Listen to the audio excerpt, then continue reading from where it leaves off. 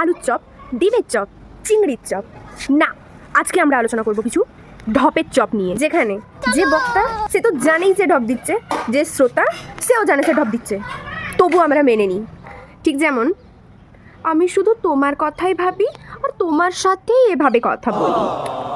পাঠাও না ছবিটা, দেখেই ডিলিট করে দেব। ভাই কিছু টাকা দে না, ফেঁসে গেছি, বাড়ি গিয়েই দিয়ে দেব। পরের সেমিস্টার থেকে সিওর পড়তে বসবো। মায়ের সত্যি করে বল কি করেছিস? মারবো না। সেলিব্রিটিদের আমি তো ন্যাচারাল থাকতেই ভালোবাসি। এই যে ঠকলাম, আর কখনো প্রেম করবো না। টপারদের আমি পরীক্ষায় কিছু লিখতে পারিনি এবারে।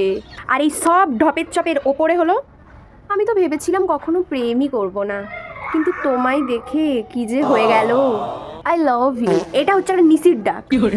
তুমি যদি পিছন ফিরে তাকিয়েছো তো তুমি মায়ের ভোগে গেছো পুরো।